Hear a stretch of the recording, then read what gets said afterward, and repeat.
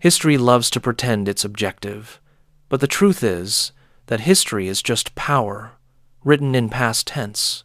And perhaps no story demonstrates that better than the Roman Emperor Constantine, the man who didn't just inherit an empire, but decided to baptize it. Constantine is often remembered as the emperor who saw a cross in the sky and heard the words, "In this sign, conquer." But it's hard not to notice how convenient that vision was, a divine hallucination that just happened to appear before a decisive battle for imperial control. Either heaven has impeccable timing, or Constantine had impeccable marketing instincts.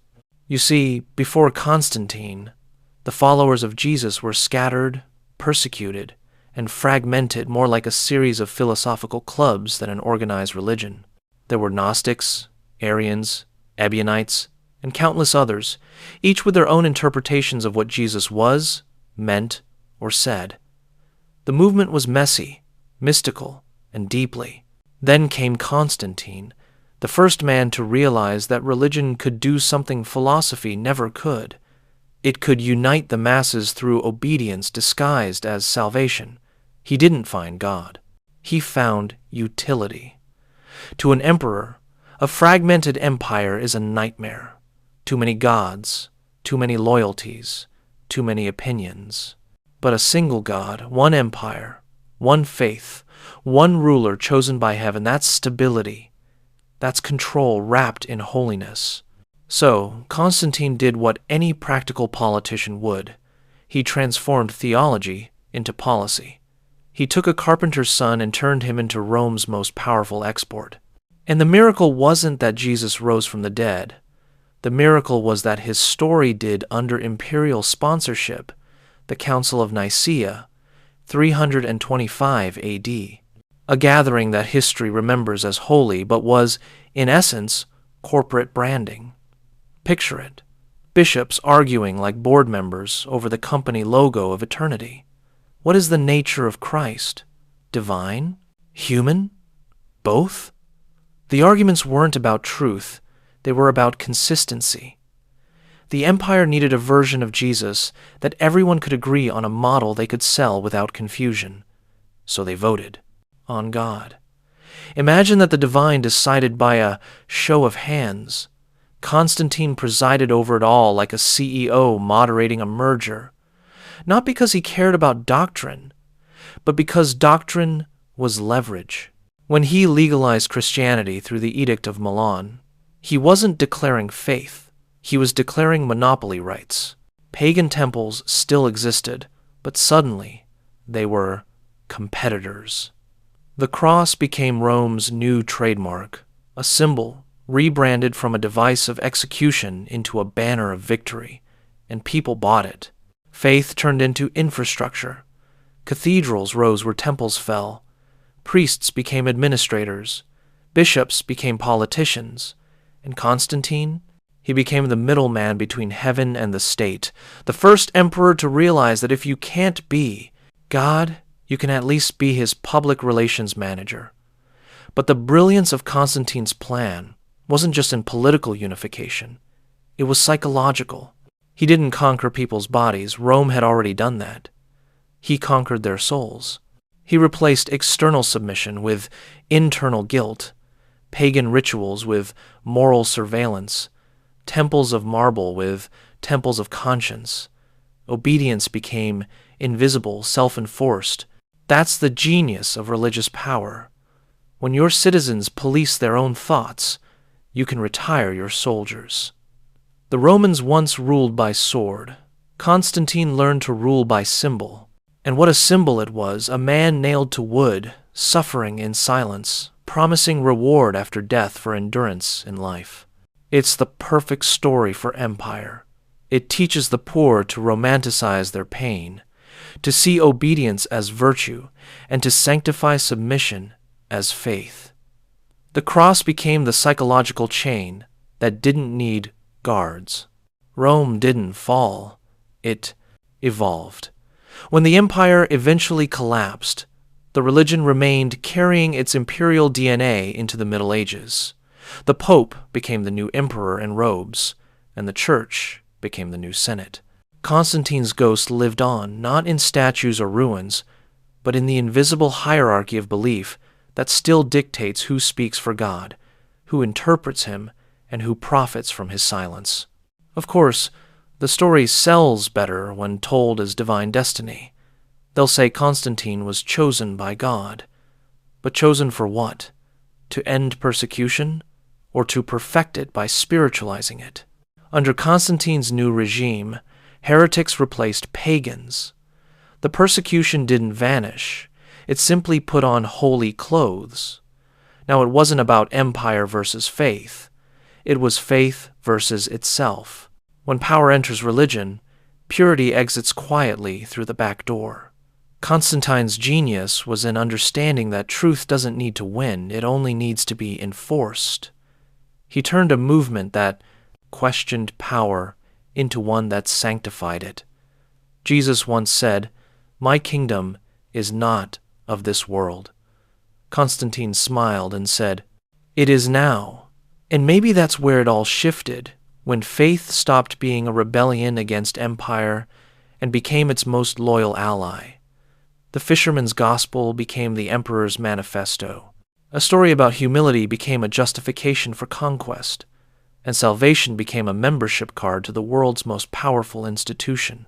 It's easy to romanticize the past, to imagine Constantine kneeling under divine light, humbled by revelation. But history, when stripped of its incense, smells more like ambition. His conversion was less about repentance and more about convenience. Even his famous baptism was delayed until his deathbed, perhaps the most honest moment of his faith, waiting until sin was no longer useful. He died, sanctified by the very story he had weaponized, washed clean by the waters of his own invention. A perfect ending for a man who discovered that God makes an excellent ally and an even better excuse. If Constantine had merely changed the empire's religion, his story would have ended with a few dusty statues and some new hymns. But what he really changed, what he engineered, was the architecture of belief itself. Before him, spirituality was mostly personal, messy, poetic, contradictory, a conversation between human fragility and mystery. After him, it became managerial, a bureaucracy of salvation. Faith turned from a search into a system, and that system needed administrators, accountants of sin, interpreters of God. That's how religion learned its most profitable lesson, that doubt is bad for business. The Council of Nicaea didn't just define Christ, it defined orthodoxy.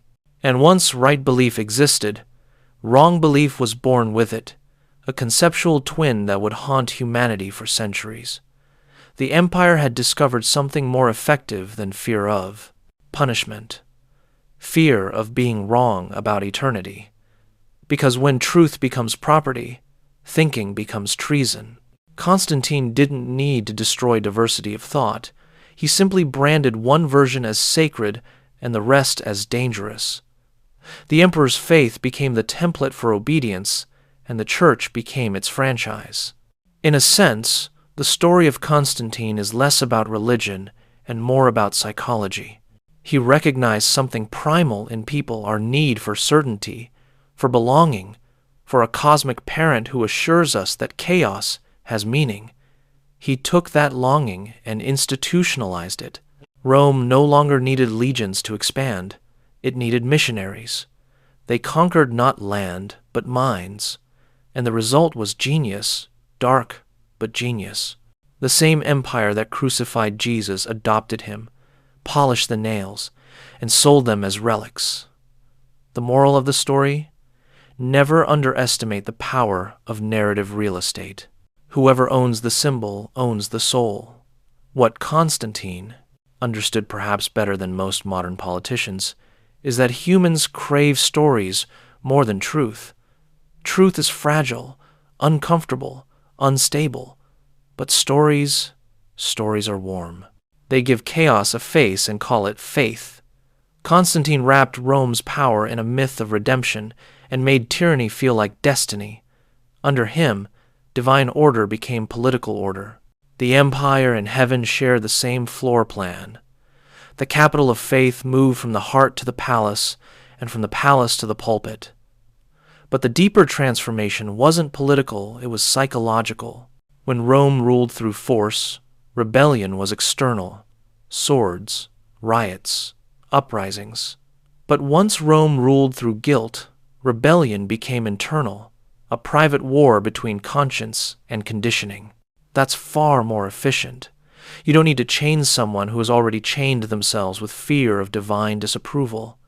It's the perfect prison, invisible, voluntary, and sanctified.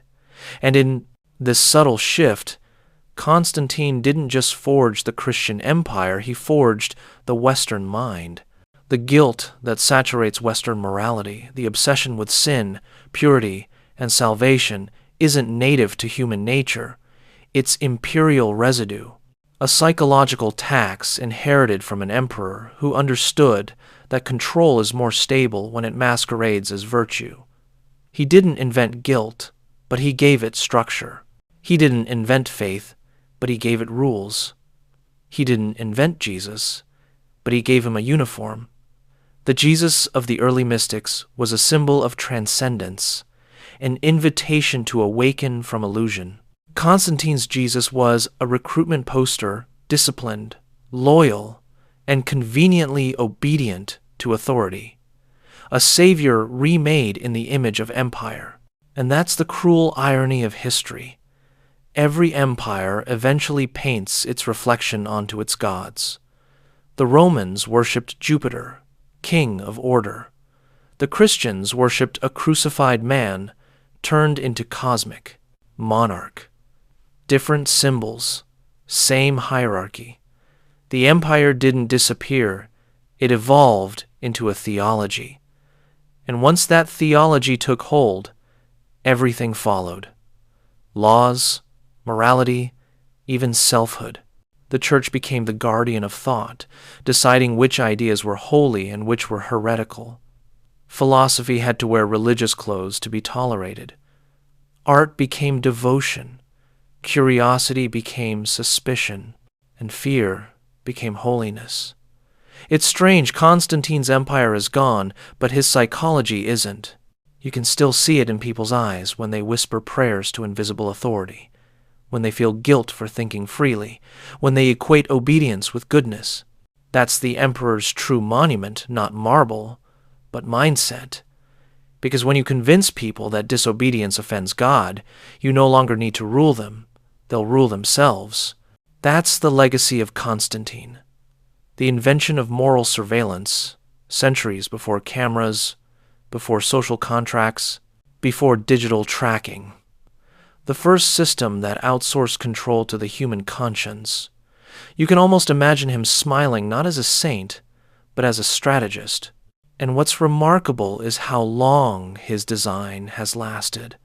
Empires have risen and fallen, ideologies have come and gone, but his psychological architecture still holds. People still kneel before authority, still fear doubt, still measure worth in moral purity instead of personal insight. The empire survives not in stone, but in the human need to feel right, to feel chosen. Maybe that's the tragedy of Constantine's legacy. He made belief a substitute for truth. And belief is seductive because it's easy. It requires loyalty, not thought. Truth, on the other hand, demands solitude, uncertainty, courage, and those are harder to build empires with. The people who once questioned gods became people who defended them. The rebel spirit that once challenged Caesar now served his spiritual successor. The world turned upside down, and everyone called it divine order. That's how efficient the system became, so perfect that even questioning it felt immoral. That's when you know an empire has reached its peak, when the chains are mistaken for wings. There's something poetic about the way power dresses itself in righteousness. Constantine mastered that art. He didn't just control people's actions, he colonized their virtues. After him, morality stopped being a compass and became a leash. Before Constantine, the idea of sin was almost philosophical. a recognition of human frailty, an invitation to self-awareness. After Constantine, sin became a tool of governance. He turned morality into legislation, confession into loyalty, repentance into submission. What had once been an inner journey became a moral passport stamped and approved by authority. It's no wonder so many early thinkers began to equate holiness with obedience. To disagree with the church became to disagree with God, and to disagree with God became treason not against heaven, but against Rome's new invisible empire. That's the beauty of Constantine's innovation. He found a way to make disobedience cosmic. Imagine the convenience: you no longer have to chase rebels with swords when their own conscience does the job for you. But the deeper tragedy was not political, it was psychological. Under Constantine's legacy, people stopped asking the most dangerous question of all: why? Instead, they learned to feel guilt for even having the question. Faith became a kind of moral surveillance system, not protecting virtue, but policing thought. It created a world where people confessed for the crime of thinking independently, where silence was a virtue and curiosity a temptation. It's almost elegant, really, how power reinvented itself. The Roman Senate once controlled laws. Now the church controlled the law of the soul. The emperor once demanded taxes. Now God demanded devotion. And both forms of tribute ended up in the same treasury. But Constantine's brilliance lay not just in building an empire of faith, it lay in merging external power with internal morality. He didn't replace Caesar, he internalized him. The emperor moved from the palace into the human conscience. People began to carry their rulers inside their heads. That shift from external to internal control changed everything. When people believe they're watched by God, they behave even when no one's looking. When guilt replaces guards, obedience becomes self-sustaining. It's the most efficient form of rule ever invented, one that doesn't need prisons because it builds them out of shame. And this idea that virtue equals submission seeped into every corner of Western thought. It shaped the way we see authority, the way we define good and evil, even the way we experience love and fear. It's why so many still mistake suffering for moral growth and humility for holiness. The empire may have died, but its theology of guilt still runs like an undercurrent through our collective psyche. The irony is that the teachings attributed to Jesus' compassion, freedom, inner truth were never meant to serve a throne. They were radical, almost anarchic ideas. They challenged hierarchy, questioned ritual, and celebrated conscience. Constantine didn't spread those teachings. He domesticated them. He trimmed their wild edges until they could fit neatly inside a creed stamped with imperial approval, and people celebrated that as unity. But unity enforced through fear is not harmony, it's sedation. That's the quiet cruelty of Constantine's gift to history. He made people mistake obedience for peace, submission for virtue, and silence for wisdom. When the empire needed loyalty, religion provided it. When it needed conquest, religion blessed it. When it needed to justify inequality, religion called it divine order. And through it all, Constantine's invention, that fusion of faith and authority, kept the gears turning. It wasn't long before this new moral machinery expanded beyond Rome. It crossed borders, survived collapses, adapted to new languages, and baptized new empires. Kings ruled by divine right, conquerors marched in God's name, and peasants suffered for their salvation. Every layer of oppression came with its own benediction. That's how power survives, by hiding inside the virtues it preaches. Constantine's empire might have fallen in ruins, but his blueprint for domination remained intact, and it still echoes through modern structures of control. Political systems still invoke moral authority to justify themselves. Leaders still wrap ambition in moral vocabulary. ideologies still offer redemption in exchange for obedience. The cross and the crown were never really separate, they were two sides of the same coin. And perhaps the most astonishing part is that the people who inherited this system rarely saw it for what it was.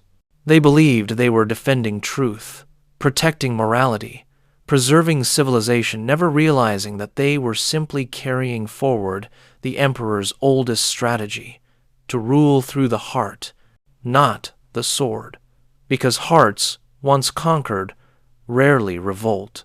What Constantine understood and what still haunts us is that belief can be engineered. If you can define what people consider sacred, you can define what they fear to question. That's the ultimate form of control, when people willingly guard the very walls that confine them. And so, long after the marble of Rome crumbled, its theology endured not as empire, but as instinct. The problem with building power on sacred ground is that it becomes almost impossible to criticize without being accused of blasphemy. Constantine didn't just weld God to empire. He made the empire unchallengeable by turning disagreement into sin. That was the real innovation. Not theology, not politics, immunity. Every empire before Constantine needed soldiers to silence dissent. Constantine needed only priests, and those priests didn't kill ideas with swords. They strangled them with morality. They made people afraid of their own questions. A clever ruler doesn't destroy opposition. He teaches people to censor themselves. That's why Constantine's legacy still lingers in modern thought. We've inherited a moral architecture that equates obedience with goodness and doubt with danger. We're conditioned to feel uneasy when certainty cracks, as if truth itself might punish us for curiosity. You can still see it in schools that teach submission as discipline, in families where authority masquerades as love, in societies that worship power but call it virtue. Constantine's ghost is alive in every system that demands conformity and calls it harmony. And yet, there's a quiet irony in how it all unfolded. The same religion that began as an act of rebellion, a voice crying out against empire, wealth, and oppression, became the empire's soft armor. The message of love and humility was polished into propaganda, refined into doctrine, and eventually weaponized into policy. What began as resistance became rule. History rarely notices the moment when a revolution becomes an institution. It happens slowly, like rot beneath marble. By the Middle Ages, Constantine's vision had matured into a civilization built entirely on the illusion of divine hierarchy. The church crowned kings, kings protected priests, and the people convinced it was all ordained, bowed to both. The system was elegant, unquestionable authority wrapped in eternal justification. And, if you asked too many questions, they had a simple cure, confession, penance, or, in extreme cases, fire. But let's be fair, Constantine didn't invent the manipulation of faith. He merely perfected it. He discovered that people will die for an idea more easily than they will live with doubt. He replaced the old Roman whip with something more efficient, the promise of heaven and the threat of hell. Reward and punishment, the two oldest currencies of control. It's strange how the most personal human experiences, guilt, hope, love, became tools in a political toolkit. What was once sacred became strategic. The emperor realized that belief could do what brutality could not, make people love their own subservience. That transformation still defines much of modern spirituality. People confuse obedience with peace, certainty with truth, forgiveness with forgetting. They seek meaning not by asking, but by aligning, by merging their will with whatever promises order. And so, even today, Constantine's psychological blueprint operates beneath our moral language. You can see it in how people justify injustice with divine logic. It's part of a plan. It's not ours to cloe. Question: everything happens for a reason. Those phrases harmless on the surface, are echoes of imperial theology, the comforting sound of submission disguised as wisdom. Constantine would have loved them. He would have admired how we still cling to the idea that authority must be sacred to be legitimate, that power, if dressed in holiness, is somehow moral, that questioning what we worship is the same as betraying it. That's how deeply his empire buried itself, not in territory, but in language. And here's the cleverest part.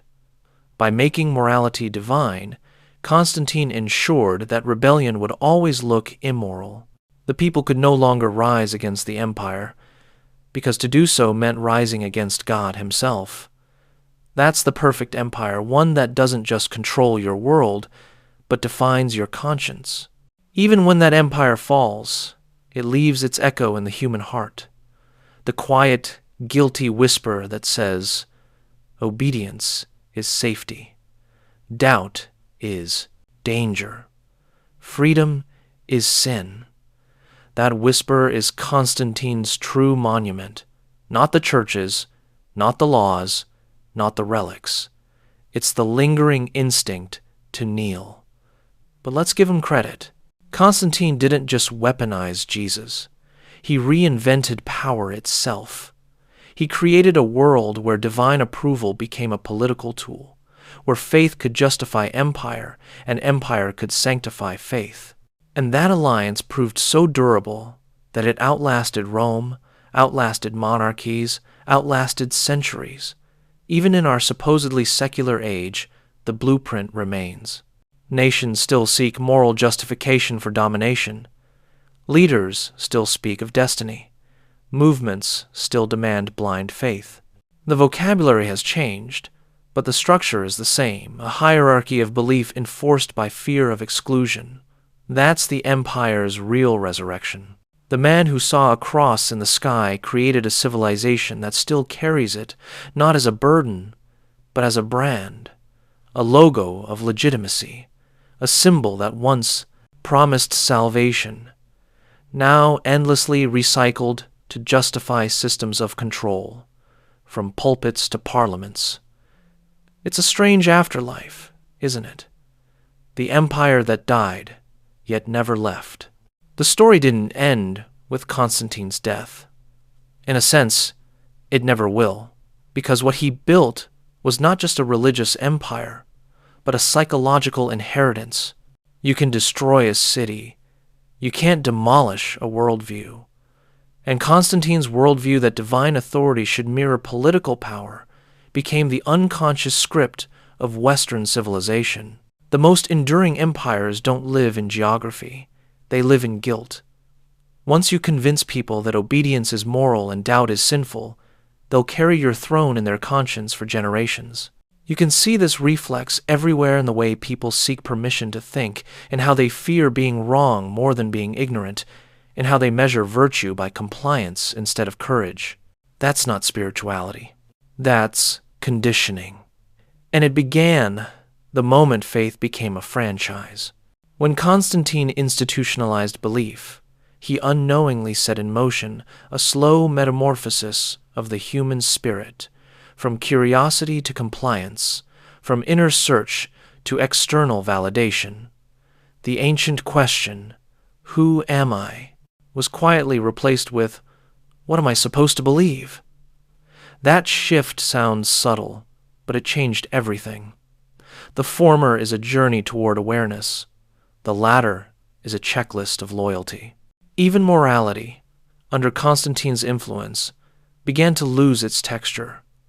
It stopped being about wisdom, empathy, or consciousness. It became rule-based, mechanical, measurable by obedience. Goodness was no longer something you understood, it was something you followed. And when goodness becomes obedience, evil becomes thinking for yourself. That's the hidden cost of Constantine's empire. It made virtue synonymous with submission. The shepherd became a symbol of love, but only because the sheep had been taught that fences are safety. We still live in those invisible pastures. Think about how people talk about morality today. It's rarely about awareness or understanding. It's about right and wrong absolutes, defined by authority, not reason. That binary way of thinking didn't come from philosophy. It came from imperial theology. It's the residue of a world where thought was dangerous because thought threatened order. But human consciousness isn't designed for order. It's designed for exploration. It wants to wander, to question, to doubt, to grow. Constantine's genius and tragedy was to take that free impulse and repurpose it for loyalty. He made curiosity itself feel like sin, and guilt became the enforcement mechanism. Guilt, that invisible tax we pay to invisible masters. The emotion that polices thought long after the guards are gone. It's the perfect legacy of empire. It doesn't need swords, just a quiet, inner voice that whispers, "You are unworthy." That's how control sustains itself, by making people think they deserve it. Even centuries later, this inherited guilt runs through our veins. It's why so many people still feel a strange shame for being human, for having desires, doubts, imperfections. Constantine's theology turned the human condition into a crime, and then sold redemption as its cure. An empire that had once taxed labor learned to tax emotion. It's brilliant, really turning imperfection into revenue. But somewhere beneath all that conditioning, a quieter voice has always survived. The same one that whispered through the desert mystics, the philosophers, the heretics, the poets. The voice that says, truth doesn't need permission. It doesn't kneel. It doesn't belong to emperors or institutions. That voice is humanity remembering itself. It's the reason the story of Constantine is both tragic and fascinating, because it reminds us how easily the sacred can be bought, how quickly sincerity can become strategy, and how even the noblest ideas can be hollowed out and worn as masks. It's almost poetic that the cross, once a symbol of suffering, became the emblem of dominance. What better metaphor for civilization itself? Humanity taking its deepest pain and turning it into a flag. But here's the paradox. Even in its distortion, the essence of truth refuses to die. For every empire that weaponized belief, there were always individuals who reclaimed it, who saw through the costume of holiness and reached for something real. They were often called heretics, rebels, or madmen. But history has a habit of crucifying the present and worshiping it later. If Constantine had one lasting victory, it wasn't over pagans or rivals. It was over the very idea of independent thought. He proved that the most powerful way to control people is not by suppressing their bodies, but by reshaping their concept of virtue. Convince them that obedience is divine, and they'll thank you for their chains. And yet, the human spirit, stubborn, irrational, beautifully defiant, never fully obeys. It forgets for centuries, then suddenly remembers itself in moments of crisis, art, rebellion, or quiet solitude. That's the rebellion. Constantine could never extinguish the one that doesn't march or shout, but simply sees. Because once you see the mechanism of control, you stop being controlled by it. That's where all liberation begins, not in revolution, but in recognition. The irony is that Constantine's empire was built to last forever, but it depended on blindness. The moment enough people opened their eyes, the spell began to fade. And in that sense, his greatest invention, the marriage of power and divinity, contains its own undoing. You can command obedience, but not awareness. You can dictate belief, but not understanding. You can build an empire on faith, but not on truth.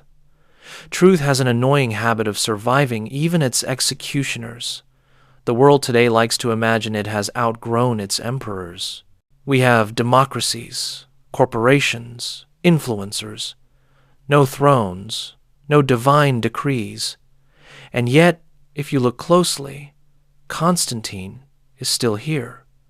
His empire just changed clothes. The symbols are different, the rituals modernized, but the structure remains. Where religion once demanded faith, politics now demands loyalty. Where priests once promised salvation, brands promise identity. Where confession once cleansed the soul, algorithms now reward confession with validation. It's all the same architecture, built on the same foundations of belief, obedience, and fear of exclusion. The emperor no longer lives in Rome. He lives in our heads, or rather, in our news feeds. Constantine would have admired how efficient modern control has become. His priests needed cathedrals and rituals. We need only a screen. The algorithm doesn't care what you believe. It just wants you to keep believing. And so the cycle continues. Obedience disguised as virtue, outrage mistaken for conviction, identity sold as salvation. The empire survived by shedding its theology and keeping its psychology. Think about how easily modern institutions still reach for moral authority to justify power. Governments wage wars for freedom. Corporations exploit workers for opportunity. Movements silence dissent for unity. The words change, the structure doesn't. Constantine taught the world that no system of control works without a story of righteousness to hide behind. And we, the heirs of that legacy, still fall for the story. Because deep down, we're still conditioned to seek legitimacy through belief. We still want to feel that our obedience is meaningful, our submission holy, our conformity noble. Constantine's shadow lingers not because we worship his God, but because we inherited his psychology, the need to sanctify authority. We still build idols. We've just stopped calling them divine. Every generation thinks it's liberated, yet each one finds new ways to worship. Some bow to ideology. Some kneel before wealth. Some genuflect to fame, data, or nation. But the gesture is the same, the quiet, familiar posture of reverence toward power. And every time we kneel, the empire resurrects. It's ironic that what began as one emperor's attempt to consolidate chaos became a template for centuries of it. Constantine sought to unify the world under one God. Instead, he taught the world how to unify obedience under any banner. His genius wasn't creating Christianity, it was inventing the moral infrastructure of control itself. And we've been copying it ever since. You can see it in the way people still equate order with goodness and rebellion with evil, in the way moral narratives are used to excuse cruelty, in the way entire societies cling to the illusion that authority must be sacred, whether it's the state, the market, or the majority. Constantine's formula is timeless. Give people a moral story. Convince them that their role in it is virtuous. Let them police themselves. That's how empires become invisible. But every illusion has a crack, and ours is starting to show. In a world where information spreads faster than ideology can censor it, the mechanism of control begins to reveal itself. People are slowly realizing that most of what they call truth was simply the most successful marketing campaign in history. Constantine's empire depended on ignorance. Ours depends on distraction. The result is the same. The mind, preoccupied, forgets to question the structure. And yet, something is shifting. More people than ever are searching, not for gods, but for clarity. They no longer trust institutions to tell them what's sacred. They sense that meaning cannot be outsourced, that morality, if it's real, must arise from understanding, not obedience. That is the quiet revolution Constantine could never predict, because his empire was built on the assumption that humans would always choose comfort over truth, that they would prefer the peace of illusion to the labor of awareness, and for centuries he was right. But now, in the faint hum of digital noise and existential fatigue, humanity is rediscovering its oldest instinct, the one Constantine tried so hard to tame, the instinct to think freely. It's slow, fragile, often confused, but unmistakably alive. The modern world may be cynical, fractured and disillusioned. Yet, underneath, there's a hunger for authenticity, for meaning unmediated by power. That hunger is rebellion, not loud, not violent, but quietly radical. It's what happens when people stop kneeling, because the opposite of faith isn't disbelief, it's freedom. Not the shallow freedom of doing what you want, but the deeper freedom of seeing what you've been taught to want and choosing differently. Constantine's story, in the end, isn't just a chapter of history. It's a mirror. Every time we surrender our judgment to authority, every time we trade curiosity for comfort, every time we mistake obedience for virtue, we repeat his empire. And every time we choose awareness, honesty, and self-trust, we dismantle it piece by invisible piece. The question isn't whether Constantine's empire still exists, it's whether we still believe in it. Because the moment we truly stop believing in inherited myths of authority, salvation, and sanctified power, the empire vanishes. No collapse, no rebellion, no battle, just awakening. And maybe that's how it ends. Not with revolution, but with recognition. Where are you listening from? What time is it there? And what's your take on all this? Share your thoughts, not as followers, not as believers, but as minds, awake in the same long night, trying to see clearly what it really means to be free.